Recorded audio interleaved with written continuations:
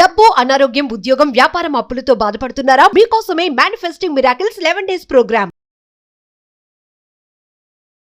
Hi hello నమస్తే, welcome back to our channel. ఈరోజు మనతో ఉన్నారు యంగెస్ట్ మేనిఫెస్టేషన్ కోచ్ అయిన శ్రీ వైబ్రెంట్ వంశీ గురుగారితో మాట్లాడదాం.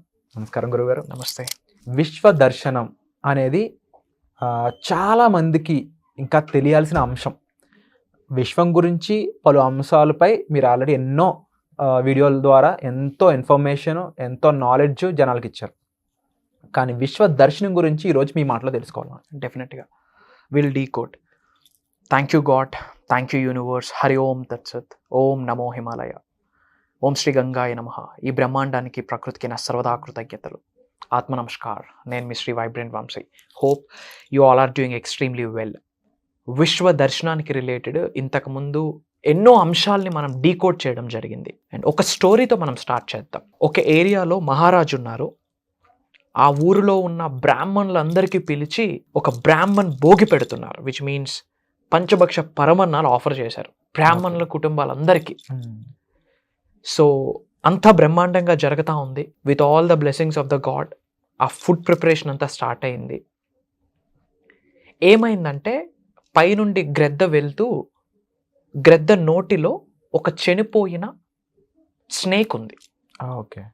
పొరపాటున అది జారి పడి ఆ ఫుడ్ ఏదైతే ప్రిపరేషన్లో ఉందో ఆ ఫుడ్ ప్రిపేర్ అవుతున్న దానిలో పడిపోయింది. అండా అంటారు కదా, దానిలో పడిపోయింది. అది ఎవరు గమనించలేరు. ఫుడ్ ప్రిపరేషన్ అయింది. ఆ బ్రాహ్మణులు ఎవరైతే వచ్చారో మహారాజు గారు అతిథి సత్కారం అంతా చేసి అందరికీ ఫుడ్ను ఆఫర్ చేశారు. తిన్న తర్వాత అందరికీ హెల్త్ ఇష్యూస్ స్టార్ట్ అయ్యాయి at that point. Why? Because poison అయిపోయింది కదా ఫుడ్. సో ఏంటి ఇలా జరిగింది, ఏంటి ప్రాబ్లమ్, ఎందుకు ఇలా జరిగింది అని అందరూ విచారిస్తూ ఉన్నారు. అప్పుడు వాళ్ళకి అర్థమైంది ఏదో ఫుడ్ పాయిజన్ జరిగింది అని చెప్పి. సో రాజుగారు అలా చెయ్యరు కదా, అసలు ఇంతకీ ఏమి జరిగింది అని చెప్పి అనాలిసిస్ చేస్తున్నారు, ఆలోచిస్తున్నారు ఎందుకు ఇలా అయింది అని చెప్పి. సో చిత్రగుప్తుడు రెడీ చేస్తున్నాడు. కర్మలన్నీ రాసేది చిత్రగుప్తుడే కదా. ఈ కర్మని ఎవరి అకౌంట్లో వేయాలని చెప్పి చిత్రగుప్తుడు ఆలోచిస్తూ ఉంటే స్నేక్ అకౌంట్లో వేయడానికి స్నేక్ ఆల్రెడీ చనిపోయింది. ఓకే. స్నేక్ అకౌంట్లో ఒక కర్మను వేయడానికి పాసిబిలిటీ లేదు. మరి గ్రద్ద అకౌంట్లో వేయాలా అంటే, ఇంతకుముందు మనం గ్రద్ద గురించి మాట్లాడుకున్నాం, leader of the bird Kingdom అని. గ్రద్దకి కర్మ వేయడానికి కూడా సోర్స్ లేదు. గ్రద్ద కావాలని నోటెడ్గా చేయలేదు, బై డిఫాల్ట్ జరిగింది. మరి రాజ్ అకౌంట్లో వేద్దాము అంటే మహారాజా ఇలా ప్లాన్ చేయలేదు కదా, అనుకోకుండా బై డిఫాల్ట్ యాక్సిడెంట్గా జరిగింది. మరి ఎవరి అకౌంట్లో వేయాలి ఈ కర్మ అని చిత్రగుప్తుడు ఆలోచిస్తూ ఉంటే ఈ ప్రాసెస్లో వీళ్ళందరూ పరితపిస్తూ ఉన్నారు. హెల్త్ ఇష్యూస్ వచ్చేసాయి, ఎలాగా ఏంటని పరితపిస్తూ ఉండి క్వైట్గా ఉండి బాధపడుతూ ఉంటే ఎవరో ఒక లేడీ వచ్చి ఊగుతూ ఉంది. ఏమని? మహారాజు బ్రాహ్మణులందరినీ చంపేయాలని ప్లాన్ చేస్తూ ఉన్నారు, మహారాజు బ్రాహ్మణుల్ని నాశనం చేద్దామని చూస్తున్నారు, అందుకే ఈ పాయిజనస్ స్నేక్ని అందులో యాడ్ చేసి ఇలా చేయించారని ఆమె మాట్లాడుతూ ఉంది, ఊగుతూ ఉంది, కంప్లైంట్ ఇస్తుంది ఓపెన్గా, అరుస్తూ. చిత్రగుప్తుడు ఆమె అకౌంట్లోకి కర్మనేసేసాడు. సిన్. ఇక్కడ మోరల్ ఏంటంటే పీపుల్స్ ఫాల్ట్స్ని మనం చూస్తే వాళ్ళ సిన్స్ కూడా మనకు వచ్చేస్తాయి. ఓకే. వాళ్ళ కర్మలు కూడా మనకు వచ్చేస్తాయి. ఎదుటి వ్యక్తిని ఫాల్ట్స్ గురించి మనం చూడకూడదు, ఆలోచించకూడదు. We don't look up to that. అంటే సమస్య మీద ఫోకస్ చేస్తున్నారు అంటే ఎందుకు ఇలా జరిగింది, వాళ్ళే చేయించారు, వీళ్ళే చేయించారు అని బ్లేమ్ చేస్తూ ఫాల్ట్స్ని ఐడెంటిఫై చేయడం ద్వారా వాళ్ళ సిన్స్ అనగా వాళ్ళ కర్మలు కూడా మనకు యాడ్ అయిపోతాయి. ఇక్కడ రాజుకి ఏం కర్మ యాడ్ అవ్వలే, స్నేక్కి ఏం కర్మ యాడ్ అవ్వలే, ఈగలకి ఏం కర్మ యాడ్ అవ్వలే, తిన్న బ్రాహ్మణులకి ఏం యాడ్ అవ్వలే. ఈ క్వైట్గా ఉండక ఈమె అరుస్తూ ఉంది, ఈమె అకౌంట్లో కర్మ యాడ్ అయిపోయింది. ఎందుకు? ఫాల్ట్స్ని ఎత్తి చూపిస్తూ ఉంది. ఏమీ లేకపోయినా సరే, ఏమీ లేకుండా ఎత్తి చూపిస్తే 50% అయినా కర్మలు యాడ్ అయిపోతాయి. అంటే ఎక్కువ ఈ మధ్యన ఉన్న సొసైటీలో బ్లేమ్ గేమ్ అనేది ఒకటి ఉంది. అవును, నీ వల్లే జరిగింది, నువ్వే చేసావు అంటే, ఓ పక్కన నువ్వు చేసావు నాకు సంబంధం లేదు, నా తప్పు లేదు అని ఈ బ్లేమ్ గేమ్ ఏదైతే ఉందో ఇప్పుడు చాలా మంది వీటిలో ఇన్వాల్వ్ అయిపోయి ఉన్నారు. వాళ్ళ అలవాట్లలో ఇంక్లూడ్ అయిపోయి ఉంది, వాళ్ళ ఆలోచనలో ఇంక్లూడ్ అయిపోయింది ఈ బ్లేమ్ గేమ్ అనేది. అంటే ప్రతి ఒక్కరు దీని నుంచి ఇబ్బంది పడుతున్నారు, బాధపడతారని చెప్పాలి. అవును. బయటపడడం ఎలా? ఈ బ్లేమింగ్ అన్న కాన్సెప్ట్ ఎప్పుడు వచ్చిందంటే, నాకు చేత కాదు అని బయటికి చెప్పుకోలేక వాళ్ళని వీళ్ళని బ్లేమ్ చేస్తా ఉన్నా. ఈమె వల్లే నేను ఇలా ఉన్నాను, బికాస్ ఆఫ్ దిస్ గై నా లైఫ్ ఇలా అయిపోయింది, నా జీవితం ఇలాగా ఉండడానికి కారణం ఈమె. అంటే మన మీదకి తప్పు కానీ ఒప్పు కానీ వేసుకోవడానికి సిద్ధము లేక వాళ్ళకి వీళ్ళకి మనం బ్లేమ్ చేస్తూ ఉన్నాం. ఈ ఫాల్ట్స్ని ఐడెంటిఫై చేసే ప్రాసెస్ ఏదైతే ఉందో అది పక్కన పెట్టకపోతే విశ్వ దర్శనం జరగదు. ఇది నిగూఢంగా దాగి ఉన్న విశ్వ దర్శనంలో, విశ్వ జ్ఞానంలో దాగి ఉన్న రహస్యం ఇది. పీపుల్స్ని ఫాల్ట్స్ని చూడకూడదు. చూడడం ద్వారా ఏమవుతుంది, వాళ్ళ కర్మలు మనకి యాడ్ ఆన్ అయిపోతాయి. మన కర్మలే మనకు చాలు, మన కర్మలతోనే మన జీవితం ఇలా అవుతా ఉంది. ఇంకా వాళ్ళ సిన్స్, వాళ్ళ కర్మలు మనకెందుకు?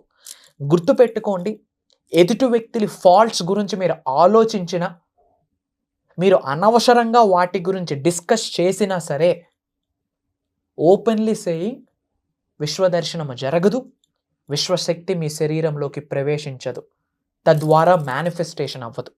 Try to understand, don't look up to anybody's faults. ఒక వ్యక్తిలో 99 నెగిటివ్స్ ఉంటే ఒక పాజిటివ్ ఉంటుంది. మీకు కావాల్సింది ఒక పాజిటివ్, ఆ పాజిటివ్ని మాత్రమే తీసుకోండి. మిగతా 99 నెగిటివ్స్ని పక్కన పెట్టేయండి. అప్పుడు మాత్రమే పీస్ఫుల్ లైఫ్ని లీడ్ చేయగలరు. నెక్స్ట్ లెవెల్ బ్లేమ్ గేమ్ ఒకటి ఉంటుంది. దేవుడితోనే డైరెక్ట్ ఫైట్. దేవుడి వల్ల నా పరిస్థితులు అయిపోయింది, ఒక రేంజ్కి వెళ్ళిపోతుంది అనమాట. ఇంకా అసలు దేవుడే లేడు, అసలు ఇదంతా ఒక జరిగిపోతూ ఉంది, అసలు నాకే ఎందుకు ఎలా జరుగుతుంది, ఇలా రకరకాల మెంటల్ స్టెబిలిటీ కోల్పోయే ఇల్నెస్లోకి వెళ్ళిపోతారు అన్నమాట. మానసిక వ్యాధికి గురవుతారనే చెప్పాలి. అంటే ఇది ఒక పక్కన మనకు ఆనందం ఇవ్వకపోగా ఎక్స్ట్రాగా మనకు ఒక డిప్రెషన్ని, డిసీజ్ని ఇస్తుంది కదా. ఇలాంటి దాని నుంచి బయటపడడానికి ఎంతకాలం పడుతుంది, ఎలాంటి సాధన చేయాల్సి ఉంటుంది, రిక్వైర్మెంట్ ఏంటి? ఇక్కడ మీరు అర్థం చేసుకోవాల్సింది ఏంటంటే, భగవంతుడి మీద ఎప్పుడు బ్లేమ్ చూపిస్తాం మనం అర్థం చేసుకోవాలా. పూజలు చేస్తా ఉన్నా, నోములు చేస్తా ఉన్నా, నేను తిరగని గుడి లేదు, చెయ్యని పూజ లేదు, అయినా నా జీవితం ఎందుకు ఇలానే ఉంది, ఏమి మార్పులు చేర్పులు ఎందుకు జరగలేదు అని చాలా మంది ఆలోచిస్తూ ఉంటారు. మీరు అందరూ అర్థం చేసుకోవాల్సింది ఏంటంటే, that is what is called the కర్మ ఫలితం. అది పూర్వజన్మ యొక్క కర్మ ఫలితం కావచ్చు, ఈ జన్మ యొక్క కర్మ ఫలితం కావచ్చు. అందుకు గాను లైఫ్ అలా వెళ్తా ఉంది. సో మనం ఏం చేయాలి, యాక్సెప్ట్ చేయాలి. అవరోధాల్ని ఆశీర్వాదాలుగా భావించాలా, అడ్డంకుల్ని ఆశీర్వాదాలుగా భావించాలా, ఛాలెంజెస్ని బ్లెస్సింగ్స్గా తీసుకొని ముందుకు వెళ్ళాలా. ఈరోజు భగవంతుడు మీకు ఛాలెంజ్ ఇస్తున్నాడంటే రేపటి రోజు బంగారు భవిష్యత్తు ఇవ్వబోతా ఉన్నాడు అని అర్థం. ఇదే థంబ్ రూల్. అండ్ విశ్వము మీ మేనిఫెస్టేషన్ రిజల్ట్ రాబోతుంది, యూనివర్స్ నుంచి మేజర్ బ్లెస్సింగ్స్ పొందబోతున్నారు అని చెప్పే మొదటి సంకేతమే మీకు ఛాలెంజ్. సో ఛాలెంజ్ని బ్లెస్సింగ్గా తీసుకోండి. దీనికి సాధనలు, ప్రక్రియలు అంటే there are lot of world's the best manifestation techniques ఉన్నాయి, ప్రాక్టీసెస్ ఉన్నాయి, కొన్ని సాధనలు, కొన్ని ప్రక్రియలు రైట్ వేలో ఫాలో అవ్వాలా. అండ్ దానికి గాను ఇంతకుముందు ఎన్నో దైవ కార్యాలు చేస్తున్నాము, ఎగైన్ దైవ కార్యం స్టార్ట్ చేస్తున్నాము. విశ్వం యొక్క ఆజ్ఞ మేరకు, భగవంతుడి యొక్క అనుగ్రహంతో, ప్రకృతి యొక్క చల్లని గృహంలోకి అష్టైశ్వర్యాలు ఎంటర్ అవ్వబోతా ఉన్నాయి. దానికి రిలేటెడ్ ఒక గైడెడ్ విశ్వ దర్శనానికి, విశ్వ జ్ఞానానికి రిలేటెడ్ విశ్వం ఎన్నో సంకేతాలు ఇచ్చింది. ఆ సంకేతాలని అనుసరిస్తూ మనం కొన్ని ప్యాటర్న్స్ని డిజైన్ చేయడం జరిగింది. ఆ ప్యాటర్న్స్ని వాళ్ళు నిజ జీవితంలో ఆచరణలో పెడితే ది బెస్ట్ రిజల్ట్. అండ్ ఇప్పటి వరకు జరుగుతున్న ప్రోగ్రామ్స్లో major results I'm calling. USA నుండి వస్తూ ఉన్నారు స్టూడియోకి, మనకి లండన్ నుండి వస్తూ ఉన్నారు, ముంబై నుండి వస్తూ ఉన్నారు, విజయవాడ నుంచి వస్తూ ఉన్నారు, సౌత్ ఇండియా నుండి డిఫరెంట్ ఏరియాస్ నుంచి ఐఎమ్ ఇన్వైటింగ్ దెమ్. ఎవరైతే ట్రాన్స్ఫర్మేషన్ జరిగి మేజర్ ట్రాన్స్ఫర్మేషన్. ఒక ఆమెకి 4 states కి ఫ్రాంచైజెస్ యాక్సెప్ట్ అయింది. ఒక ఫ్రాంచైజ్ పెట్టడం కష్టం, విత్ గవర్నమెంట్ పర్మిషన్ 4 రాష్ట్రాలలో ఆమె బిజినెస్ ఫ్రాంచైజెస్ అవుతా ఉన్నాయి. ఒక ఏపీ స్టేట్ లోనే 700 ఫ్రాంచైజీలు. అది ఏమి major achievement, it's not a small thing. రేపు పొద్దున టెస్టిమోనీ మీరై ఉండాలా. సో ఇమ్మీడియట్ గా స్క్రోల్ అవుతున్న నెంబర్ కి కాల్ చేసి ఎన్రోల్ అవ్వండి. మీరు ఫస్ట్ టైం వింటున్నారు, ఏంటి సబ్జెక్ట్ ఇంకా నాకు క్లారిటీ రాలేదు అన్న డౌట్ ఏమైనా ఉంటే యూట్యూబ్ లో వైబ్రెంట్ వంశీ అని కొట్టండి. You will get bunch of videos. Single stretch లో ఒక 10 to 15 వీడియోస్ చూడండి. You will get that vibe, అసలు ఏంటి కాన్సెప్ట్ అని చెప్పి.